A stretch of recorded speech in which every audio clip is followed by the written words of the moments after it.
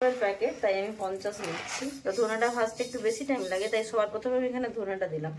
এই যেটা আমি ভাজাটা এই যে ভাজছি, এগুলো অনেক কিছুই আছে, আপনারা দেখতে পারেন। এটা খুব ভালো, কিন্তু আমাদের যাদের অ্যাসিডের সমস্যা প্লাস হজমের সমস্যা, বাড়িতে বানিয়ে এটা অনেকে গুঁড়ো করে সকালবেলা বা 1 চামচ করে গুঁড়ো করেও আপনারা খেতে পারেন, বা এটা কিন্তু এমনিও যদি না গুঁড়ো করেন এমনিও এটা এভাবে খাওয়া যেতে পারে 1 চামচ করে। খুব বেশি হিটে ভাজা চলে না, হালকা হিটেই আমি ভাজবো। তো প্রথমে আমি এখানে ধনে নিয়েছি, তো এবারে আমি এর মধ্যে দিয়ে দেবো জিরা, দিয়ে দেবো আজওয়ান দেবো। ওটা আমি একটু কম পরিমাণেই দেবো, 25 গ্রাম দেবো।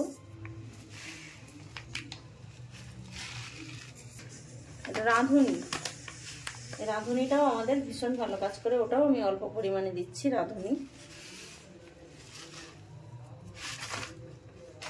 আর দেবো আমি একবারে মৌরিটা, কিন্তু একটু বেশি পরিমাণেই আমি দিলাম।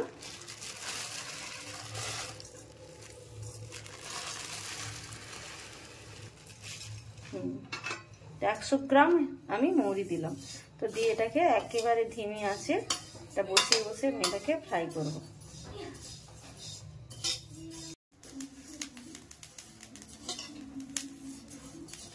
হালকা কিন্তু এটা হয়ে গেছে, দেখুন কেমন আওয়াজ হচ্ছে, হয়েও আসছে। এটা কিন্তু অ্যাসিডের জন্য দারুণ, যাদের অ্যাসিডিটি, খাওয়া হজম হয় না। হয়ে গেছে ফ্রাই করা, এটাই আমি একদম বন্ধ করে দেবো গ্যাসটা। এইভাবেই কিছুক্ষণ আমি এই গরম কড়াতে রেখে দেবো,